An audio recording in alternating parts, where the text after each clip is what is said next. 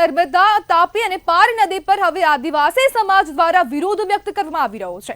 ત્યારે જે 2022માં જે વિવાદ જે શરૂ થયો હતો તેને જ લઈને હવે આજે ફરીથી વિવાદની શરૂઆત થઈ ગઈ છે અને તેને જ લઈને આદિવાસી સમાજ દ્વારા રેલીનું પણ આયોજન કરાયું હતું અને પાર તાપી નર્મદા રિવરલિંક પ્રોજેક્ટનો દક્ષિણમાં મોટી માત્રામાં વિરોધ કરવામાં આવી રહ્યો છે। જ્યારે ગુજરાતની નદીઓનું પાણી મુંબઈને નહીં આપીને તેવું હવે આદિવાસી સમાજ દ્વારા કહેવામાં આવ્યું છે। રિવરલિંક પ્રોજેક્ટને લઈને આદિવાસીઓમાં ભારે રોષ જોવા મળી રહ્યો છે અને આ પ્રોજેક્ટ અંતર્ગત મહારાષ્ટ્ર અને ગુજરાતમાં કુલ 9 ડેમ બનાવવાની યોજના છે, જેમાં વલસાડ, ડાંગ અને તાપી જિલ્લાના 118થી વધુ ગામો પ્રભાવિત થશે અને અંદાજે 5 લાખ લોકોનું વિસ્થાપન થશે। આ વિસ્તારોમાં મોટા ભાગે આદિવાસી સમાજ વસે છે, જેને પોતાના વતન છોડવા મજબૂર થવાનો ભય છે। 2022માં ચૂંટણી પહેલા મુખ્યમંત્રી ભૂપેન્દ્ર પટેલે આ પ્રોજેક્ટ રદ કરવાની જાહેરાત કરી હતી, પરંતુ તાજેતરમાં લોકસભામાં આ પ્રોજેક્ટનો ડીપીઆર રજૂ થતા ફરી આદિવાસી સમાજમાં ઉગ્ર વિરોધ શરૂ થયો છે। વાસંદાના કોંગ્રેસ ધારાસભ્ય અનંત પટેલે ગામે ગામે જઈને લોકોમાં જાગૃતિ ફેલાવી રહ્યા છે અને આ પ્રોજેક્ટના વિરોધમાં અવાજ ઉઠાવી રહ્યા છે। આજ રોજ 14 ઓગસ્ટે ધરમપુરમાં વિશાળ જન આક્રોશ રેલી યોજાઈ હતી, જ્યાં હજારોની સંખ્યામાં લોકો એકઠા થઈને પોતાના હક માટે અવાજ ઉઠાવ્યો। સ્થાનિકોનો દાવો છે કે આ ડેમોના પાણીથી મુંબઈ, કચ્છ અને સૌરાષ્ટ્રને પાણી મળશે, પણ તેની કિંમત દક્ષિણ ગુજરાતના આદિવાસીઓના જીવનથી ચૂકવવામાં આવશે। તેઓનું સ્પષ્ટ કહેવું છે કે વિકાસ જોઈએ છે પણ વિનાશ નહીં। જ્યારે પાર તાપી પ્રોજેક્ટમાં ક્યાં અને કેટલી અસર થશે તેના વિગતવાર તેની જે માહિતી છે તે આપ સ્ક્રીન પર જોઈ શકો છો અને અનેક જગ્યાએ ડેમો બનવાના છે અને તેને લઈને 118 જે કુલ ગામો છે તેને ખાલી કરાવવા પડશે। ડાબદર ડેમ બનશે તો 18 ગામોને ખાલી કરાવવા પડશે અને કેડવણ ડેમ બનશે તો અનેક ગામોને પણ ખાલી કરાવવાની હવે ફરજ પડશે। જ્યારે ઝરી ડેમ બનશે જો નાસિકની અને ગુજરાતની જે બોર્ડર છે ત્યાં બનવા જઈ રહ્યો છે અને તેને લઈને અનેક ગામોને નુકસાની થશે, જ્યારે તેને ખાલી કરાવવાની પણ ફરજ પડશે અને આ જે વિસ્તાર છે ત્યાં અનેક આદિવાસી પરિવારો વસે છે અને તેમને ઘર ખાલી કરવા માટે તેમને મજબૂર ન થવું પડે તેનો પણ ભય હવે જોવા મળી રહ્યો છે। જો ડાબદર ડેમ બનશે તો 18 જેટલા ગામોને ખાલી કરવા માટે હવે તંત્ર દ્વારા કહેવામાં આવશે। નર્મદા, તાપી અને પાર માટે હવે આદિવાસીઓ આરપાર થતા જોવા મળી રહ્યા છે અને જે વિવાદ 2022માં ભભૂક્યો હતો ને તે હવે ફરીથી આજે ભભૂકી ઉઠ્યો છે।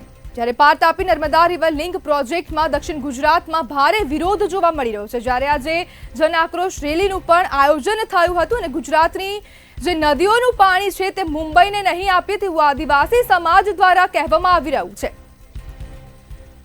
2022માં ચૂંટણી પહેલા મુખ્યમંત્રી ભૂપેન્દ્ર પટેલ દ્વારા આ પ્રોજેક્ટ રદ કરવાની જાહેરાત પણ કરાઈ હતી, જ્યારે વલસાડ, ડાંગ અને તાપીના 118થી વધુ ગામો પ્રભાવિત થશે।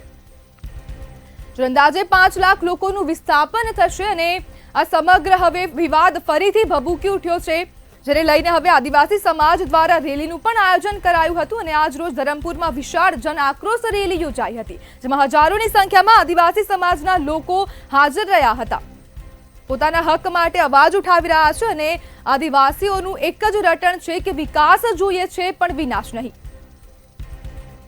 પાર તાપી રિવર લિંક પ્રોજેક્ટનો હવે વિવાદ ફરીથી ભભૂકી ઉઠ્યો છે અને આદિવાસીઓ પોતાના હક માટે વિરોધમાં જોડાયા હતા અને મોટી સંખ્યામાં જે જન આક્રોશ રેલી યોજાઈ હતી તેમાં અનેક લોકો ઉપસ્થિત રહ્યા હતા। નર્મદા, તાપી અને પાર માટે આદિવાસીઓ હવે આરપાર થતા જોવા મળી રહ્યા છે। વાસંદાના કોંગ્રેસ ધારાસભ્ય અનંત પટેલ પણ ગામે ગામે જઈને લોકોમાં જાગૃતિ ફેલાવી રહ્યા છે અને આ પ્રોજેક્ટના વિરોધમાં અવાજ ઉઠાવી રહ્યા છે। આજે અનેક ચેકડેમો બનશે તેનાથી મુંબઈ, કચ્છ અને સૌરાષ્ટ્રને પાણી મળશે। ત્યારે આપણી સાથે સિનિયર પત્રકાર હર્ષદ આહિર જોડાઈ ગયા છે। હર્ષદભાઈ, તાપી મુદ્દે હવે રાજનીતિ થશે? જે અત્યારે જે છેલ્લા 2-3 દિવસથી જે માહોલ સર્જાઈ રહેલો છે તેમાં આપણે જોઈએ છે કે ખૂબ જ રાજકીય ધમાસાણ ચાલી રહેલું છે। એક પછી એક નવા નિવેદનો આવી રહ્યા છે। અગાઉ અત્યારે જળશક્તિ મંત્રાલયના કેન્દ્રના મંત્રી CR પાટીલ એ પણ કહ્યું હતું કે આ યોજના રદ કરવામાં આવી છે।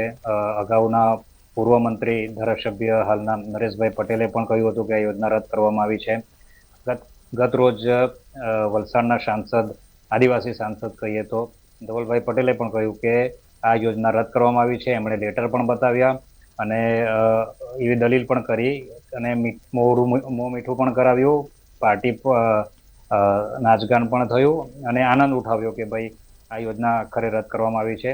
પણ એની સામે જે રીતે અનંત પટેલે અને બીજા આદિવાસી નેતાઓએ સામે જે પ્રત્યાઘાત આપ્યા એ પણ ખૂબ જ જરૂરી લાગી રહ્યા છે, કારણ કે એમણે એવું કહ્યું છે કે આ જે પણ લેટર છે એ લેટરમાં એવું સ્પષ્ટપણે જણાવ્યું છે કે આ યોજના રદ કરવામાં નથી આવી, હાલ પૂરતી સ્થગિત કરવામાં આવી છે અને તેને કારણે જ આજે એક આંદોલન થયું. જો કે બીજી તરફ એ પણ શક્યતા રહી છે આજે કે આંદોલન જોઈએ એટલું સફળ થયું નથી. હા, લોકો આવ્યા છે, પરંતુ કેટલાક અંશે જે ભાજપના નેતાઓ હતા એ રેલીને કેટલાક અંશે નિષ્ફળ બનાવવામાં સક્સેસ રહ્યા છે. હર્ષદભાઈ, સરકાર દ્વારા ચોખવટ કરવામાં આવી છે તો પણ જન આક્રોશ રેલીનું આયોજન કેમ? જી, એ જ મેં અગાઉ પણ કહ્યું કે અનંત પટેલ જે કહી રહ્યા છે એ કહી રહ્યા છે કે અમને શ્વેતપત્ર જોઈએ છે. શ્વેતપત્ર એટલે કે એવી વસ્તુ છે કે જ્યાં સુધી ચંદ્ર રહે અને પૃથ્વી રહે ત્યાં સુધી આ ડેમ થશે જ નહીં, એમ કોઈ પણ સંજોગોમાં, એટલે કે ભવિષ્યમાં પણ નહીં થશે એવી એક એમને ખાતરી જોઈએ છે, એટલે કે શ્વેતપત્ર જોઈએ છે. તેના માટે એમણે પાછી લડાઈ શરૂ કરી છે. હર્ષદભાઈ, જો આ ડેમ બનશે તો 118 જેટલા ગામો પ્રભાવિત થશે. તો હવે તમને શું લાગે છે, સરકાર આ જે ડેમને જે સ્થગિત કર્યો છે તેને સંપૂર્ણ રદ કરશે? જી, એ ખૂબ જ સંવેદનશીલ નિર્ણય છે એમના માટે, કારણ કે સરકારે પણ વિચાર્યું હશે કે આ ડેમ બનાવવાથી કયા કયા વિસ્તારને પાણી પહોંચી શકશે, જે પાણીની તંગી છે પાણીની તંગી દૂર થશે. એટલે એ સરકાર શું કરશે, અથવા સરકાર પાસે એનો કોઈ બીજો વિકલ્પ છે, અથવા કયા વિકલ્પ ઉપર સરકાર વિચારી રહી છે, ઘણા બધા પાસાઓ છે અને એ પાસાઓને લઈને સરકાર ભવિષ્યમાં નિર્ણય લેશે.